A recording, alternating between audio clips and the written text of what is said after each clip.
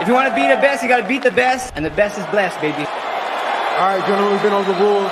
Protect yourself at all times. Follow my instructions. Keep it clean. Touch gloves if you wish. Let's do it.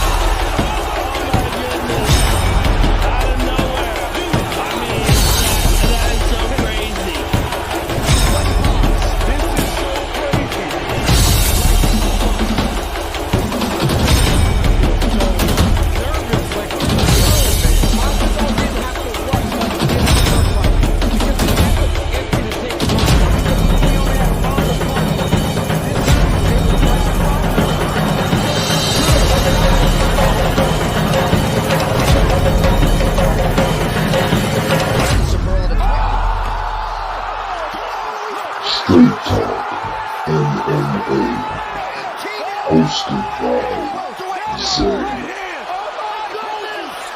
Bones, the MMA Brothers.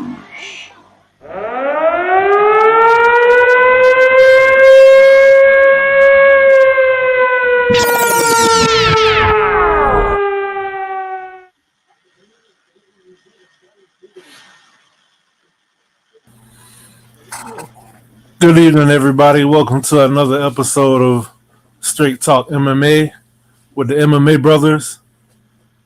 We are your hosts. I'm Zay. And this Bones. What's up, bro? What's going on, man? Not much. Happy Friday. Happy Friday. I wish you could have pulled out a dub last night, but that's neither here nor there. Yeah, that shit, man, that was crazy. That was crazy. Yeah. But on to some good fights this weekend, and back in Salt Lake City, Utah, where crazy things have happened in the past. You know? Every time. This will be the third year in a row. We are about to preview UFC 307 in Salt Lake City. All fights will be held at altitude. I like to start off every time by asking you, what is your expectations for this card? I think my expectations for this card, if I was to put a number on it, I would say 8 out of 10. I got pretty big expectations because of the people that's on the card, with Paul Time and Khalil Rountree in the main event, and then some of the undercard fighters too. We'll get to. But I think it's going to be a pretty decent card. This card is being overlooked because it's in between the Sphere and the Abu Dhabi card. But yeah, I think it's going to be a banger though. You know how there are about 2, maybe 3 months in every year where if you get paid every other week, you have them 1 or 2 months where you get paid 3 times. Yep. This is like one of those months in UFC because we get 2 pay-per-views within a calendar month. Last month was the same way. So I'm excited about that. But my expectations for this card, I'm pretty excited. It's a lot of good matchups. And I feel like as far as betting wise, I see a couple places where you can get off, but you got to keep that elevation in mind, which makes it kind of scary to put money on anything. Hey, bro, refresh my memory. The last time it was in Salt Lake, Leon shot the world against Usman. No, that was the first time. Okay, so what was the second time? Don't worry about it. It ain't important. All right. You dirty. All right, let's get into it. Second time was Dustin Poirier versus Justin Gaethje. Almost said something. Man, the fans wanted to know, man. People wanted to know, so I got to let them know. Yeah, and ironically, both fights, The underdog won with the exact same combination, just different side. Jab, head kick, KO. Yeah. So, kicking off the night, we got two UFC veterans and Court McGee versus Tim Means. How you see this fight playing out? I'm surprised Tim Means is favorite like so much. I thought it would be like a minus Even money? 115 kind of thing. Yeah, like 115 kind of thing or 105 kind of thing. Both fighters just could be their last fight. I don't think it will be. This fight it's a pick 'em to me. I can go either way. I'm gonna just pick Tim Means. Just because, but I'm not very confident in it, and I do got my notepad ready, bro. So Cool. jotting everything down. Yeah, I'm a big fan of the Dirty Bird, but I got a lot of respect for Court McGee. Both have been in the UFC for a good minute. Court McGee came off of one of the Ultimate Fighter seasons. I feel like Tim Means is definitely the better striker. Court McGee is a dog, but his chin has failed him as he gotten older. Same with Tim Means. I feel like if it stays on the feet, I'm going Tim Means all day. But I can see a place where I feel like Court McGee, as he's gotten older, tends to lean more on his wrestling and be a little more calculated. So I can see him taking Tim Means down and trying to grind out a decision. But I think I'll lean Court McGee to go against you, but I really see this fight going either way. I think that'd be his. Yeah, that's definitely his best path to victory would be the wrestling and everything like that. But like you said, Tim Means, he has better boxing and better striking and better stand up. So I feel like he could possibly catch Court. I don't think he's gonna put him out, but I think he's gonna win a decision. He may even drop him once or something like that. But hey, Team Wright is in the building. What's going on, Mike? Yeah, man, my Wi-Fi been acting up too. I swear, Sunday at 12:50, right before the game, Wi-Fi went out. Then last night, like 8 o'clock, Wi-Fi went out. So yeah, it's been a struggle, man. Hey, bro, can I just say something real quick? Go for it. Another reason I'm going against Court McGee is his last 3 fights was a loss. The last one was a decision loss to Alex Morono, but before that, he got put out twice in the first round, like KO'd twice in the first round. So his chin is starting to fade a little bit, and to me, that was his greatest strength. Was his toughness and his durability and everything like that. So once that's starting to fade, I feel like he's just not the same fighter. I feel like Tim Means, he also used that little bladed karate stance that Wonder Boy used, but it's only 2 people that I can say are really effective that way, and that's Stephen Thompson and Michael Venom Page. Mm-hmm. Next up, in the women's strawweight bout, we have the Cookie Monster, Carla Esparza, versus the Tiny Tornado, Tisha Pennington, formerly known as Tisha Torres. This will be Carla Esparza's last fight. Carla Esparza is the strawweight inaugural champion, and she has held that belt twice. This should be an exciting. Well, I'm not gonna say exciting, but I'm there you go. Hey, I like that. You caught yourself. I like that. All right. I'm interested in this fight because I feel like it's a good matchup. Pennington will not gas out. They call her the Tiny Tornado, and she fights as such. Carla Esparza, we already know what she want to do. She want to take you to the ground. And one thing I will say, her game did evolve. She used to be just a lay and pray, but she started getting off some ground and pound, like when she fought Yan Xiaonan, and she started pushing for subs. She tried to be a finisher. She is coming off of a 2-year layoff. She got married, had a kid, and this will be her last fight. I wouldn't be surprised if Pennington retired as well. Mike said, I'm working a 12-hour shift. The Wi-Fi at work is nuts. Here till midnight, so many teams' voices can get me through. Straight up. Oh, my team's voices, I'm sorry. But yeah,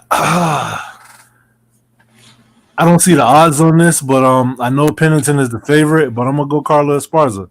One thing that do worry me about this though is she only has one path to victory. If she can't get it to the ground, then she won't win. And I kind of question her will, considering that she's going in already knowing that this is her last one. But sometimes when you're trying to prove something to yourself, it makes you motivate you. So we'll see what happens. So you picking Carla, right? Yes, sir. All right, I'm going Tiny Trinito, Tisha Pennington. I do respect both fighters. This is not the podcast, so I'm going to crap on Esparza being just her last fight, because usually I like to throw a lot of shade at her, but I do respect her. She did hold the belt 2 different occasions, although the last when she fought Rose, that time, that was one of the worst title fights I've ever seen, but nonetheless, she got the job done and she earned the victory, got the dub, got the belt. She's looking for the takedown, clinch work, ground and pound. I don't think Tisha's going to give it to her. I think she's going to be able to, if she do get taken down, I think she'll be able to get back up. I think she's better on the feet, and I think she's a little bit more well-rounded, because Esparza, her game is mostly just ground and pound and, get you to the ground. I'm going with Pennington in this one. Her fiance fighting in the co-main event, so, usually, well, yeah, her wife. I'm sorry, Tisha, but usually that could be good or bad. But in this situation, I think she's gonna win this one, and it's gonna motivate Rocky, and we'll get to that one later. But I got Pennington though. Yeah, I wanted to touch on that too, but I'll wait till we get to the co-main. But one thing I will say is, as far as it definitely does deserve a video package. I mean, she might not be the most exciting fighter, but you gotta respect it. And how often do you see? I mean, people who hold a belt twice is usually like not that long of a time span in between. She was the initial champion, then came back and worked her way back up to the top and got her belt back about 8 years later. So shout out to that. Yeah, I respect that definitely. This fight here. This gonna be an exciting fight. It might be exciting, or maybe this is the most unpredictable fight on the card for me. Bro, we have Superman Ryan Spann versus OSP Ovince St. Preux. Go for it, bro. Bro, I feel like this fight, it ain't finna go to a decision. I feel like both of them are very. Well, OSP isn't as wild as he used to be, but both of them can be very wild. Both of them can show a lack of fight IQ, and both of them can have a susceptible chin. So that's why I think that this fight is just going to be a banger. This is another one, just like the first fight, where I can pick either way. I'm not really confident in either one. I want OSP to win. I'll definitely be rooting for him, but I'm gonna pick. I'm gonna pick OSP in this fight. I'm gonna pick OSP. Think he's gonna get it done by choke?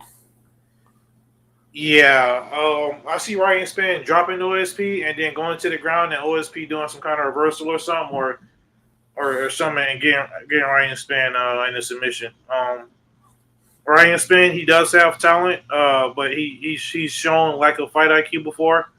And I just feel like, OSP, they're in a way, they're kind of similar fighter to me in a way. It's just Ryan Spann.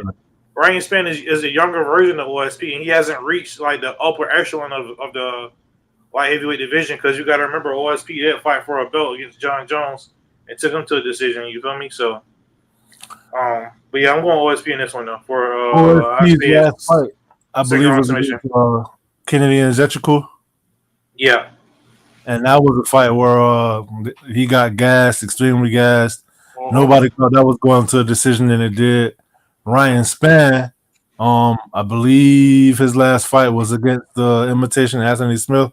I'm sorry, but I can't remember his name. And he got finished. I can see Ryan Spann getting the KO, or I can see this fight.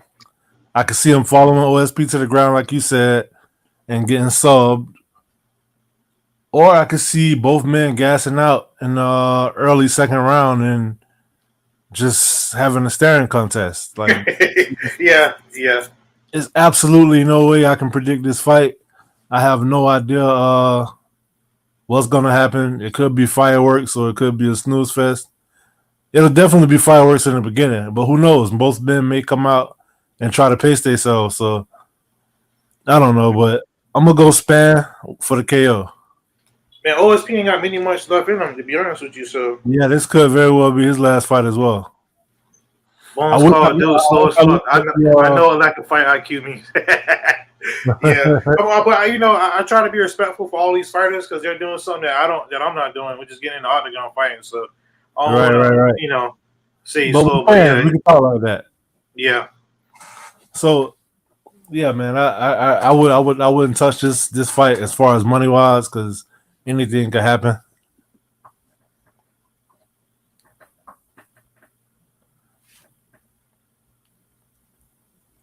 Hey, bro, I want to start off first on this fight. Go ahead.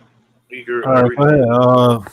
Next up, in the regular prelims, we have Cesar Almeida versus Iho Poteria, my bad. All right, so Cesar Almeida, his claim to fame is that he fought Poetin twice, and I don't know if he took him to a decision 3 times, and he won once, right? Yep. All right. In kickboxing. In kickboxing, but all right, certain fighters, the kickboxing translates to MMA, and even though I only seen this guy fight once, it was a lot of hype in that fight, and I just didn't see it, to be honest. You know, maybe it was UFC jitters or something like that, but I just didn't see it. I'm gonna go with Poteria in this one. I'm not sure how you'll get it done, but I don't see it in Cesar. I mean, I could be wrong, you know. But you know, like for like Poetin and Izzy, when they came over, I was able to see it in their first fight. Like, damn, this person, I don't know how far they're gonna go, but they're gonna be real good. You know what I mean? Right. Kopylov, you know, I feel the way about him. Or what's the guy with the one eye, the Russian guy with the eye? Shara Bullet. Yeah, Shara Bullet. I feel the way about him. You know. But this guy, I'm not really sure how far his ceiling is, but I'm gonna go Potiera for this one, definitely. Mike says, staring contest is hilarious. Don't hit me, I won't hit you. Deal. Yep. On some Derek Lewis, Francis Ngannou type stuff. Mm-hmm. All right, so I gotta call you out, bro. You said you saw him in one fight. Who did you fight against? Was it? It was my boy. Roman Kopylov. Yeah, Kopylov. And you didn't see it? What is Kopylov? What is Kopylov? He's a kickboxer too, right? Yeah. Highly skilled kickboxer. What was Kopylov doing to try to win that fight? You took him down. So what does that tell you? Well, that tells me that he bought into the hype that this guy had. It's not like the guy I wouldn't say it was hype because Kopylov started losing that fight on the feet. And then Kopylov dropped him in the first round, but once the second round came, Almeida started tagging him up. And the speed was there, the power was there, and Kopylov wanted none of it. Never saw Kopylov try to take somebody down. I feel like as skilled of a kickboxer as he is, even though you didn't see it, he saw it and he felt it. And so he decided to take this guy down. Ihor Potiera, his last fight was against Michel Pereira. Yeah. And he got choked out. It was like one of the nastiest chokes. That choke, it was a standing guillotine, and it reminded me of when John Jones choked out Leo the Makita and then just dropped him like a bag of shit. And just like he just hit the ground. When he hit the ground, he was still out. It was very brutal. I loved it. So I think Ihor doesn't have the ground game in his bag. This is pretty much going to be a kickboxing fight in the cage. I feel like Almeida is faster, is stronger, and I can see him getting the KO. I'm going to Cesar Almeida. All right. I don't know what it look like now, but after this card, one of us is going to be way ahead of the other one. I know, because we all picking different. Yeah. So I see Cesar Almeida getting the KO. He's a heavy favorite too. Next up, we have Austin Hubbard versus Alexander the Grape Ape Hernandez. That must be his favorite strain. Yeah. Alexander Hernandez, he has all the talent in the world, but I feel like sometimes he just don't make the right decisions. Sometimes I feel like his confidence is his Achilles heel. He's very well rounded, pretty explosive. Every time I pick him to win, he lose. Every time I pick him to lose, he win.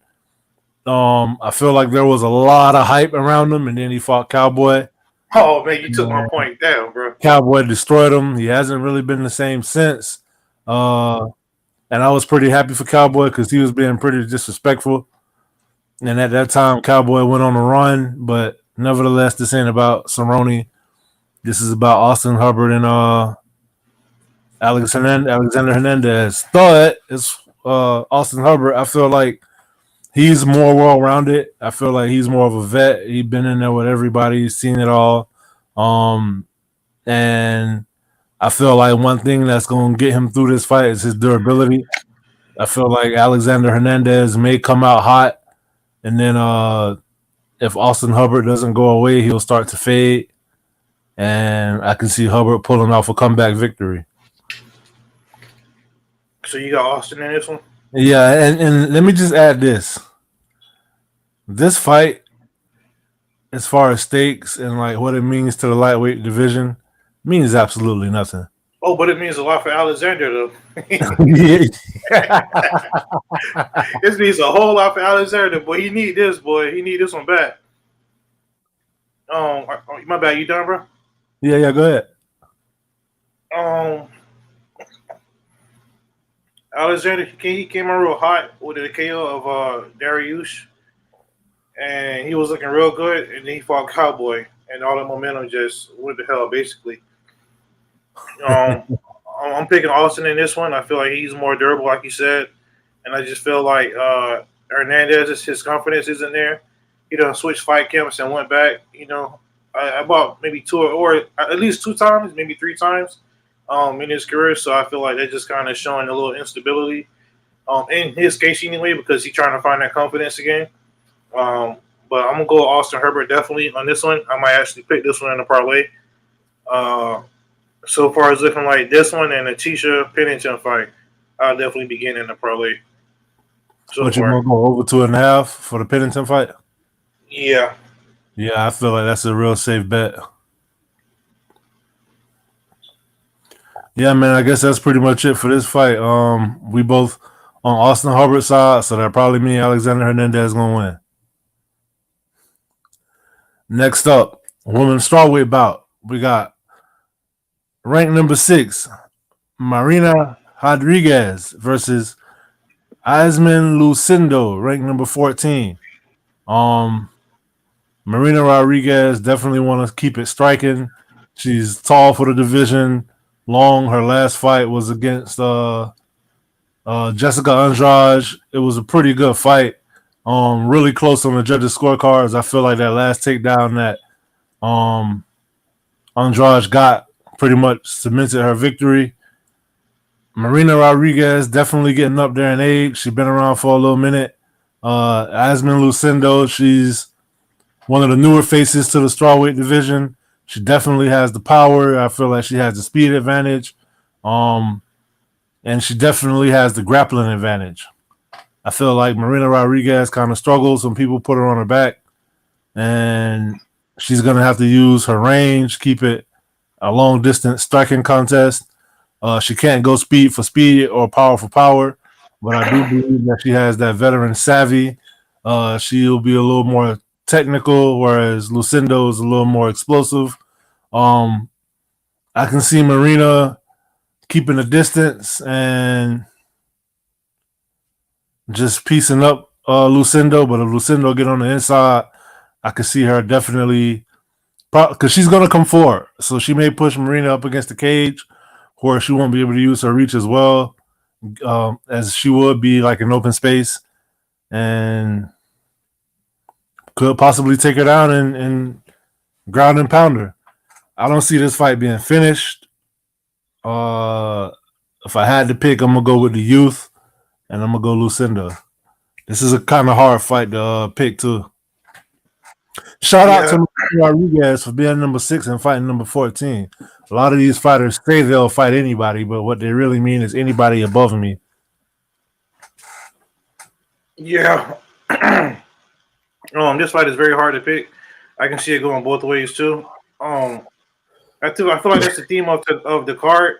Is a lot of these fights are very close, kind of evenly matched or whatever. But that's what makes it interesting. That's what makes it real interesting to me.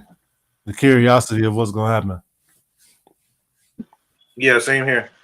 I'm gonna have to go with Rodriguez in this one. I feel like her experience will get the job done, and I feel like she can make a push towards the top of the division if she looks very impressive over Lucinda. Because Lucinda is going to bring that heat, and she's going to come forward, I feel like. But I just think Marina, she got the experience, and she got the UFC experience. Also, being at elevation, I feel like Lucinda bringing the heat may make her gas. Yeah, that's a good point. I got Marina by decision in this one. All right, cool.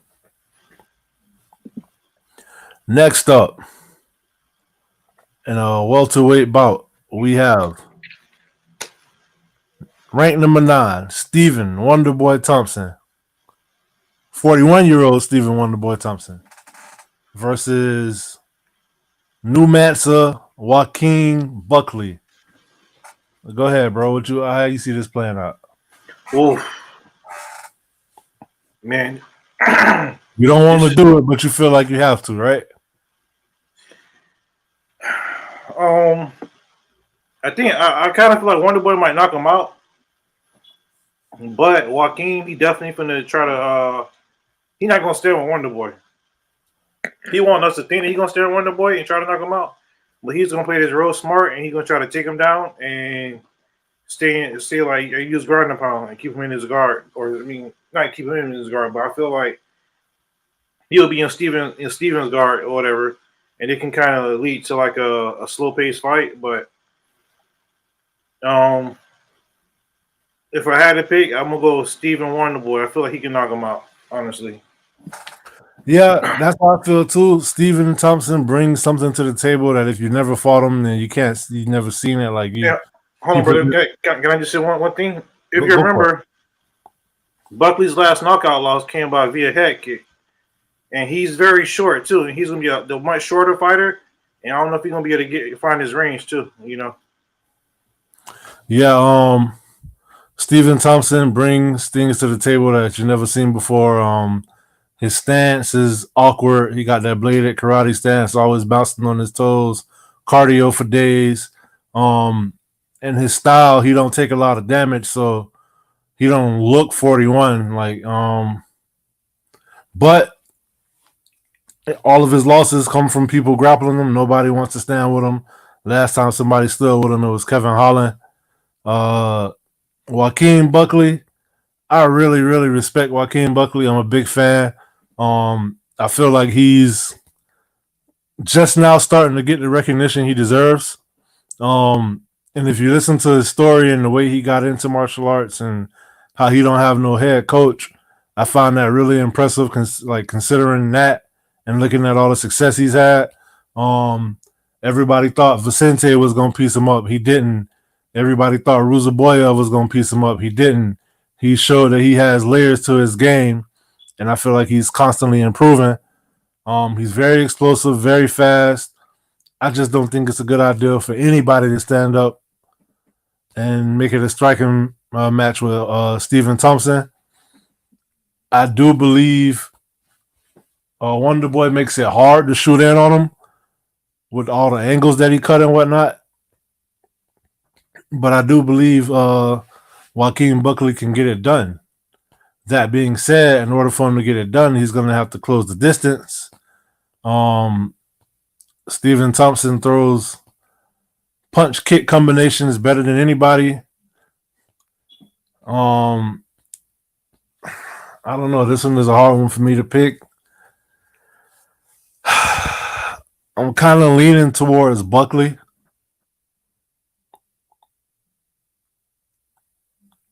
But I may change that before tomorrow. All right, but right now you got Buckley, right? Yeah, right now I got Buckley, and it's hard for me to pick against Stephen Thompson.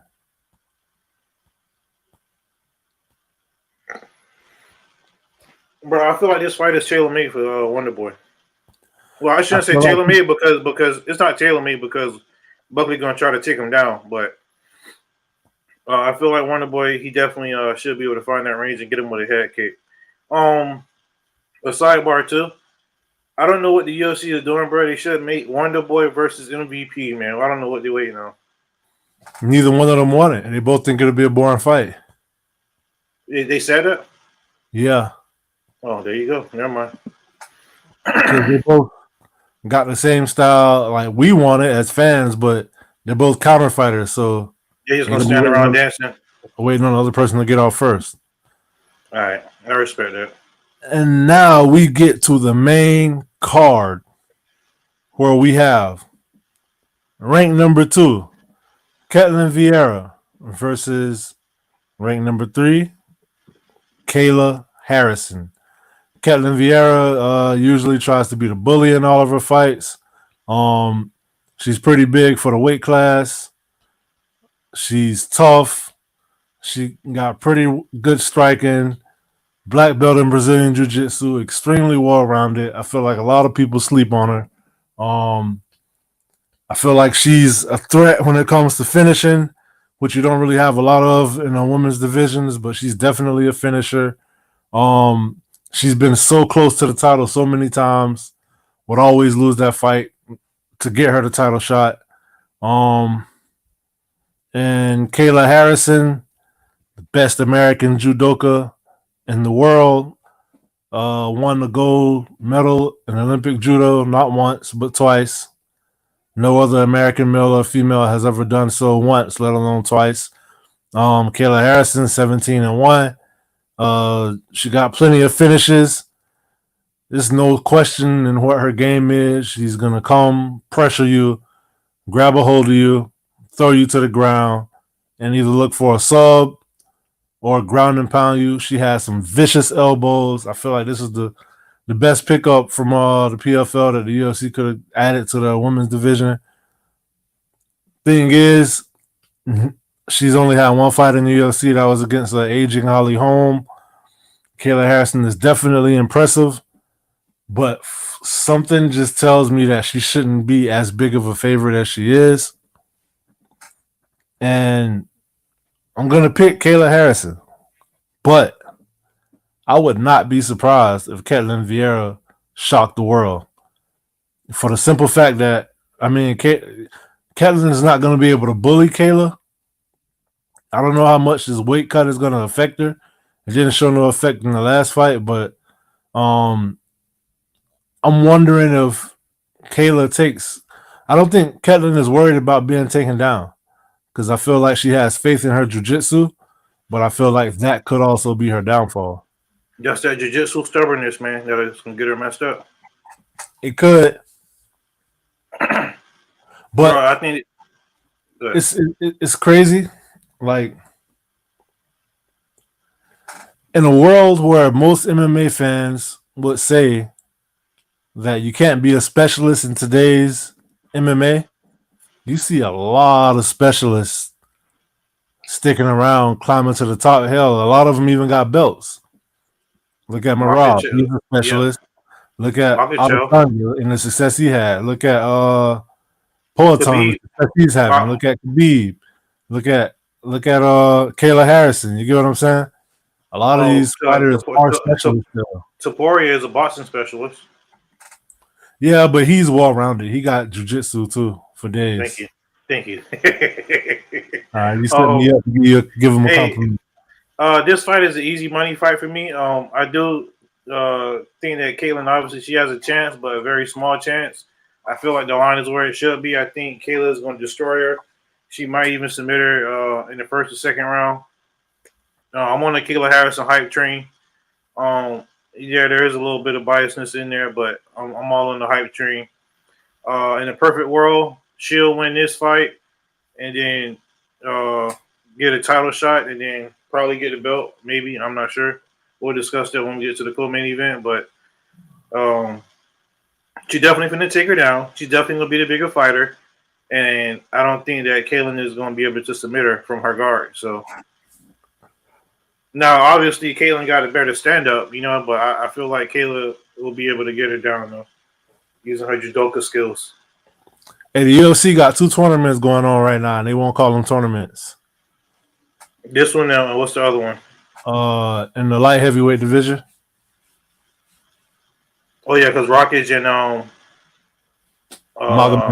Ankalaev, yeah, it's true. Hey, remember they had the all heavyweight card, man? That's one of my favorite cards. They need to do that again. Next up, and another fight I'm really excited for, we got Trailblazer Kevin Holland versus Roman Dolidze. Roman Dolidze coming off of that win, upper weight class at light heavyweight, last minute replacement against Anthony Smith.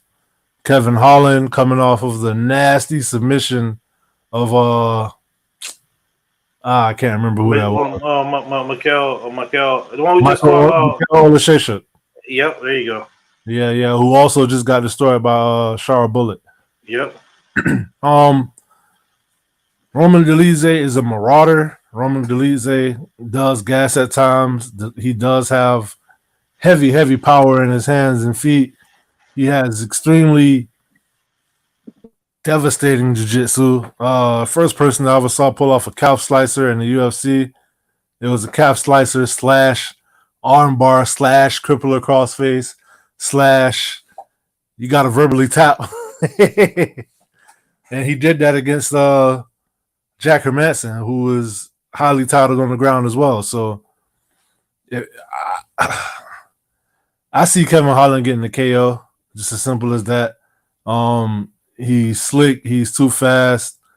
I feel like Dolidze is going to try to stand with him for a while anyway. But I feel like by the time he go for the takedown, he might be rocked already. I don't think he has head movement. Like, he just plods forward. And I feel like that's setting up Kevin Holland for a KO. I can also see Roman Dolidze kind of gassing. I think Kevin Holland is just the better athlete, and I feel like it's going to show on Saturday. Hey, bro, I agree with you 100%. Kevin Holland is going to run through this guy. This is one of those fights where I'm a huge fan of one person and not a fan at all of another person.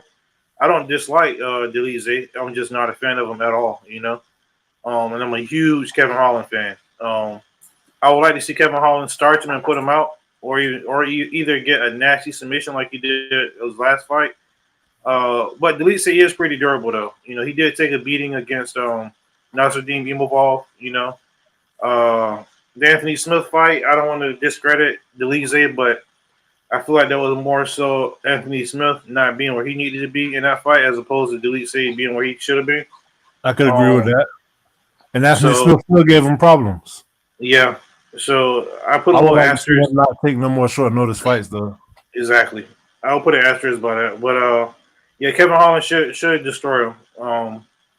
Whether it's on the feet, whether it's on the ground, because Dolidze may think that he want to go to the ground with Kevin Holland, but I mean, on paper, and I'm sure he probably got a better, higher belt ranking than Kevin Holland. But it's just something about Kevin Holland's jiu-jitsu skills and ground skills that I've seen in my own 2 eyes in the UFC. That it seems more dangerous than Roman Dolidze's ground game, Kevin Holland, man, he got Chiesa. He submitted Chiesa. That's a feat right there, because Chiesa, that's his wheelhouse, No, what about what he did Jacare? That was nasty. That was disgusting. I got Kevin Holland all day. Easy money fight. I'm definitely putting in that's gonna be part of my parlay. Man, how many legs you got on that parlay? Well, it's going to be about a 6-legger. All right, now. Five, 6 might want to split it up and go 3 and 3 or 2 and 4. Yeah. Next up in the feature bout, We have the King of Rio, current Hall of Famer, former UFC featherweight champ, UFC bantamweight contender, championship contender, challenger, I should say. Jose Aldo, and he's squaring off against Mario Bautista. Take this away, bro. Man, this ain't gonna be an easy fight for Scarface Aldo, man. The casual fan may not know Bautista, but for all the hardcore fans, they know how dangerous of a fight this is for Aldo to take. Although he did look good against Jonathan Martinez in his last fight, that was pretty impressive because it is he is way more of the youth than Aldo, and Aldo didn't seem like he gassed out. He didn't seem like he was looking real old in there. He seemed to look still like very crisp. Maybe him taking that time off, obviously, I feel like it rejuvenated him. Still looking fast too, and you also got to think like he took that time off from MMA, but he was still boxing professionally. So yeah. I will go with Aldo in this fight. I just feel like he's going to be able to find his range more. He's going to be able to hit his target more. I feel like he's going to be able to slip in and out, throw maybe a 1-2, and then, when Batista throw, Aldo not there no more. And also, Aldo, you got to use them leg kicks. And I feel like that's going to be definitely to his advantage too. And that's definitely going to help him out a lot too. I got Aldo with a decision win over here. they said, "All right, Aldo, you beat Jonathan Martinez. Let's get you the next fighter that look as close to him as possible." For real. I got Mario Bautista in this one. I feel like at some point the ageless wonder has to show his age, and I feel like Mario Bautista is hungry right now. I don't think he's gonna get caught up in the allure of, oh my God, I'm fighting Aldo. I think that's sort of what happened to Jonathan Martinez, but I don't think that's why Aldo lost the fight. Won the fight. I think he was just the better fighter that night. I think it definitely added to it as far as his margin of victory, but I'm going to go Mario Bautista in this fight. I just feel like he's on an upward trajectory. I kind of feel like it's his time. I think he's going to climb up into the top 10, and I could also see elevation playing a factor in this fight. When Aldo's in Brazil, I don't know if he's in the mountains or not, so maybe it won't be as big of a factor to Aldo. Good point. All right, so you got Batista, right? And I got Aldo. Yes, sir. Yeah. This really is going to be a big swing fight. Swing card right here for us. Either way. It is. I'm finna bury you. Not happening. Next up, co-main event. Women's Bantamweight Championship fight. We have the champion, Raquel Pennington, coming off of a victory in January where she defeated Mayra Bueno Silva for the vacant Bantamweight Championship, and if not the most boring, the second most boring championship fight in women's history, versus ranked number 1 Venezuelan vixen Juliana Pena, who's also coming off of a 2-year layoff. Her last fight, she got brutalized by Amanda Nunes in a rematch. Raquel Pennington is pretty well rounded, and I feel like she's not that exciting. And because she's not that exciting, people gauge their interest in her. They kind of confused that with her skills. You get what I'm saying? I feel like she's a highly skilled fighter. Both fighters was on, I can't remember what season of The Ultimate Fighter, about 10 years ago. They were roommates, same team. It was the Miesha Tate versus Ronda Rousey season. Juliana Pena and Raquel Pennington truly don't like each other. They can't stand each other. This is definitely a grudge match. The winner of this fight will be facing the winner of Ketlin Vieira versus Kayla Harrison. Juliana Pena, they're both really tough. I feel like also another reason why people sleep on Raquel Pennington is, for me personally, I could never, ever, ever, ever, ever get out of my hair her fighting Amanda Nunes and telling her corner, I want to be done. Yep. So that's kind of like a stain on her career. Yep. I feel like this fight is long overdue, and I'm surprised that Rocky is the favorite, but I'm going Juliana Pena and Nu. Hey, bro, Rocky's a favorite for two reasons. Pena had a 2-year layoff, and Pena refused to go out to elevation early. Those are the two reasons why. Yeah, that's a big factor for me. And Pennington, remember, she trains in Colorado and lives in Colorado. She is a Coloradian. I don't know how you say that. But one thing that I wanted to touch on this fight that you kind of touched on earlier is the fact that Tisha Pennington is fighting earlier.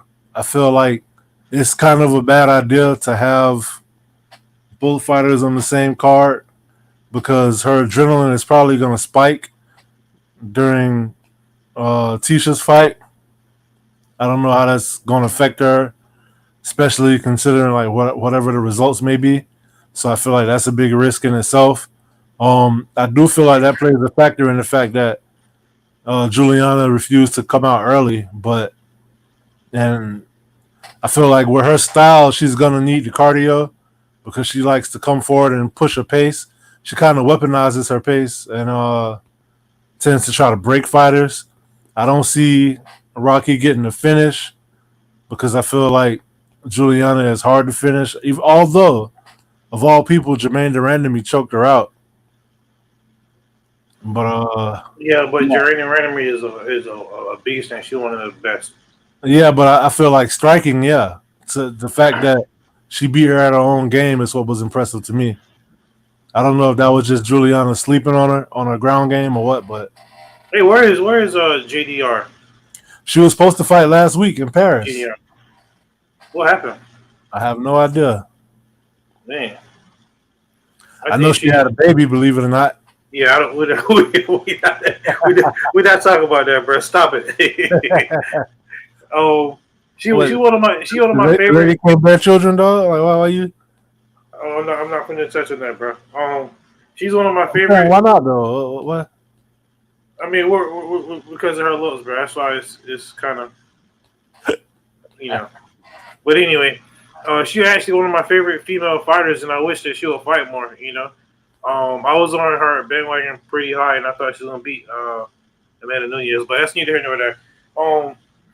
Yeah, for this fight, I gotta go with Juliana Pena too. There is like a little small thing in me that I feel like we giving Raquel Pennington the Bilal Muhammad treatment, and she's just gonna keep winning and winning and winning and winning. But going back to that Amanda Nunes fight, how she quit on the stool, there is no quitting Juliana Pena, bro. You can't do that to her because if you really think about it, Nunes beat Pena worse than the second time than when she beat Pennington in that fight because she dropped her like 3 or 4 times, Yeah. And Juliana, she didn't quit. She kept coming back. She could have easily rolled over, gave the back and got pounded out, but she kept coming back. She kept moving forward too.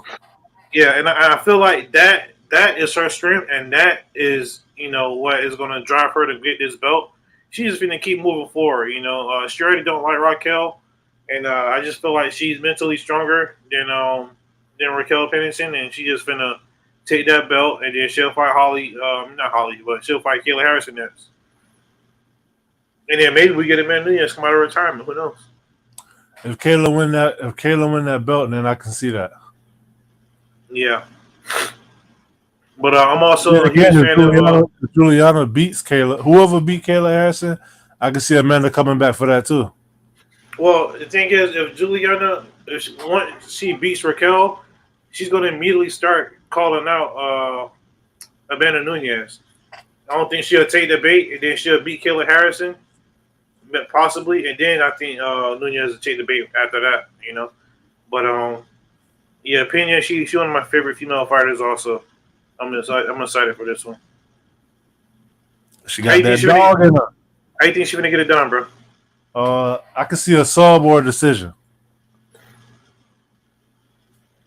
One thing I will say, I don't think she has the power to break Rocky like Amanda did. Yeah. Next up, in the main event of the evening, one of the biggest parts of a UFC main event, aside from the actual fight itself and all the hype around the fight, is when you hear it's time. Hey, so, 5 rounds. Looking forward to hearing that. We got Poatan, Alex Pereira versus Khalil Roundtree Jr. Alex Pereira has been on a tear. He is the boogeyman of the UFC right now. He's definitely the most active fighter. This is his 4th or 5th fight this year. I heard him say that now that he's healthy, he wants to fight more. Yeah, because he had broken toes and stuff like that. That's crazy, right? He wants to fight more. Yes. It's like he's fighting on every other card. He want to fight DDP. Alex Pereira does nothing but destroy champions.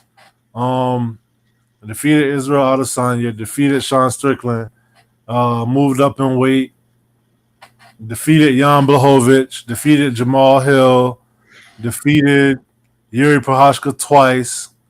Any champions I'm leaving out?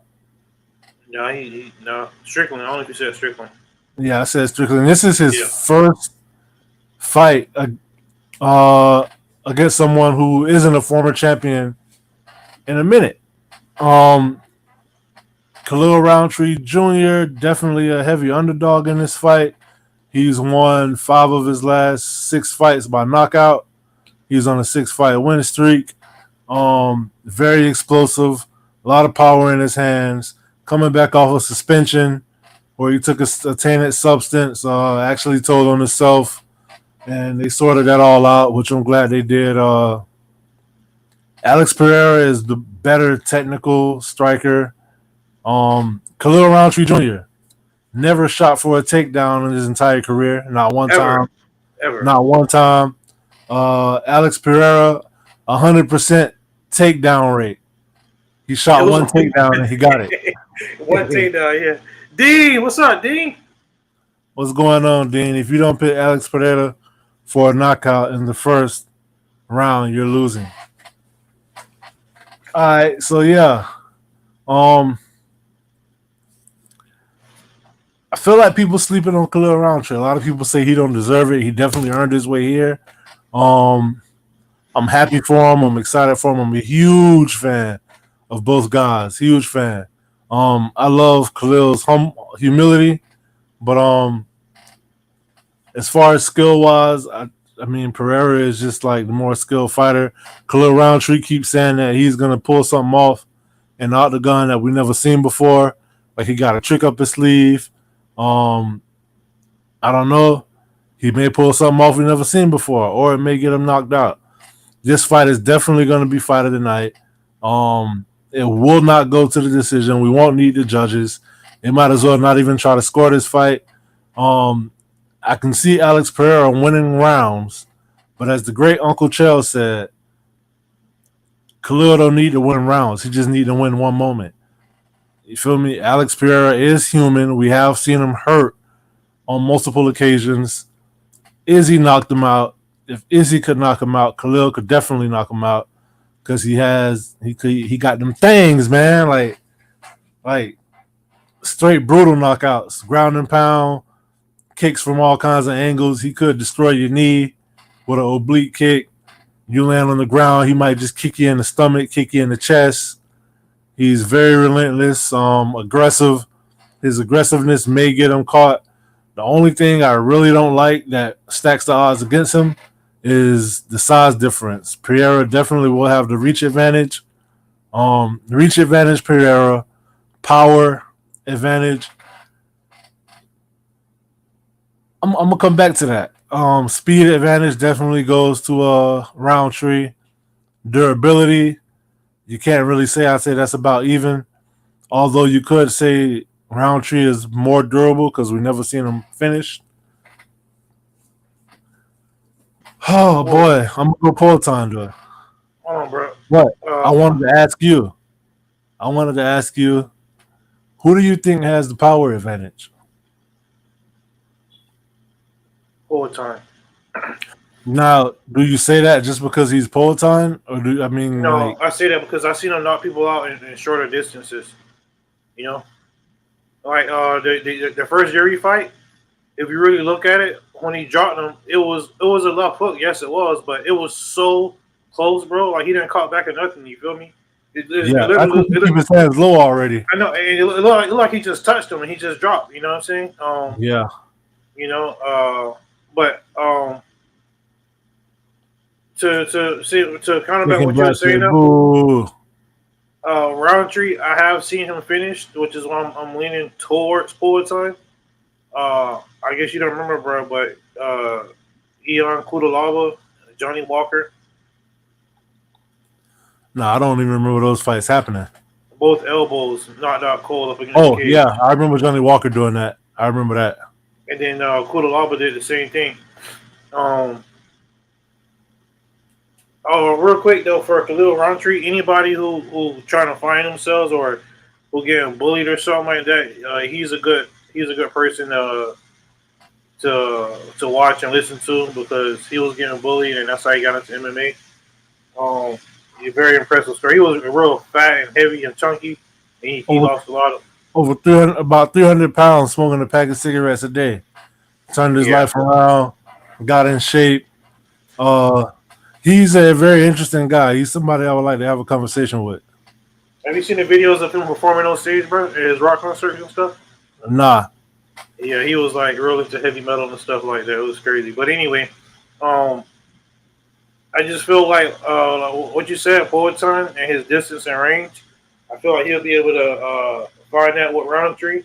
And Roundtree don't give a damn. Like Michael Bisping asked him the other day, what if your coach told you that you need to shoot for a takedown? And you could tell he was genuine. He sat there and he just it was silent for like 2 a few seconds. And he was like, well, if that happens, I think I need to find a new coach. Like, no disrespect, but why would my coach tell me that? Because I never shot for a takedown before. That's not my game, and that's not my, it's just not who I am. So he's hell-bent on standing up with Poatan. And the last person to do that and talk about it was Jamal Hill. And we seen how that went. You know what I mean? Yeah. Hey, I'm gonna say this too. I'm gonna add this. You gotta watch the pre-fight press conference and hear him elaborate on that. Khalil Roundtree has been calling for this fight for about a year or two, and I'm so glad he got it. He deserves it. He do. But his thing, he wants to put on a show. He wants to make sure the fans are entertained. You get what I'm saying? Yeah. And anybody that, I respect everybody that step into the octagon, but anybody that does it with that mentality just for our pleasure and our enjoyment, you feel me? It's like an extra to it. That's a modern day gladiator right there. Like literally, you know what I mean? I really do respect that. This will be the final part of picking my parlay because I'm gonna pick Khalil Roundtree because I do believe in him, and I do think that he has a chance, and I won't be shocked if he won this fight. I put it this way: he has a better chance than Caitlin Vieira, like a much better chance, in my opinion. Hey, if Caitlin beat Kayla Harris, I will be shocked. If Khalil knocked out Poatan, I won't be shocked because Poatan's first fight against Izzy, when the round ended, right before the round ended, he got stunned. Probably got finished. But he ended up coming back and winning that fight. In the second fight, he got KO'd, So it's not like we haven't seen Poatan, be like on the floor. He's invincible. He can get caught, but I just think that he's going to use his range. And I don't know if it's going to be a left foot, but he showed us he got that high leg kick too. And he also put in his debut, he finished the guy with a knee too, a flying knee. So I don't know. I see Poatan winning by knockout. I feel like that kind of doesn't bode well considering the height discrepancy. Yeah, with the flying knee. But I don't know. I was gonna say, Oh, tune in the body shot too. We actually talked about does Khalil Roundtree deserve a shot, or are they catering to Poetine? yeah. Definitely tune in to Body Shot, something that we drop for y'all on the off weekends where there's no pay per view. I think we did 2 episodes so far. We probably gonna try to knock out another few episodes so we can try to keep them coming every weekend. So you'll have something to look forward to. I know y'all be missing us when we don't be on online and whatnot. So we're just trying to keep pumping out the content. But Khalil Roundtree Jr., I feel like, do you think he's going to try to use leg kicks against Poetine? Definitely. He needs I to. feel like Poetine got a way of checking leg kicks, and I feel like it might backfire on him. Chama. Vitor, what's up? What's going on, Vitor? Thanks for tuning in. Hit that like button for us, please. And subscribe too to the channel. So yeah, I was gonna say we are in Utah. 3rd year in a row. They have a October card in Utah. Every time they're in Utah, the underdog wins the main event by knockout. Head kick. So is it a little upset brewing? Yeah, I think so. That's why I'm going to put money on it in the parlay. Hey, don't parlay that fight, dog. The Chama fight? Yeah, don't parlay it. If you bet that fight, bet it by itself because the odds are so good, and you don't want to ruin your whole ticket because of that one fight. Yeah, betting on the upset. You feel me? Thinking Black say, let's go Roundtree. Yeah, let's go. I'll be happy for him if you do it. Yeah, me too. Me too. Hey, how much? And I want to say something. If Roundtree gets same thing, go ahead. If Roundtree gets the upset, they're going to do a rematch. I don't know. I'm going to be so pissed. Unless Poet's something to go back and fight DDP next. But I don't think he'll do That's that. what I was going to say. I was going to say, so first of all, the DDP fight won't be next because of Sean Strickland. Second of all, like Uncle Chell keeps saying, it's everybody want to see Poetine go up and get a 3rd belt. There's 2 ways to make it happen. Number 1, he clean out the division, or the quicker way, he dropped this belt. Yeah, I don't want to see him at heavyweight. Let's stop it. I'm just saying. No, let's stop it. At some point, we gotta put a stop to this kind of stuff, bro. That sounds like a body shot topic right there. That is a body shot topic because see, I don't like stuff like this. Okay, the guy overcome the odds and get a belt in 2 divisions, and now as greedy humans, we want let's go up to heavyweight. Where it could be like a 40-pound advantage to other guys and try to him try to get the belt in that division. No, man, I think that's ridiculous.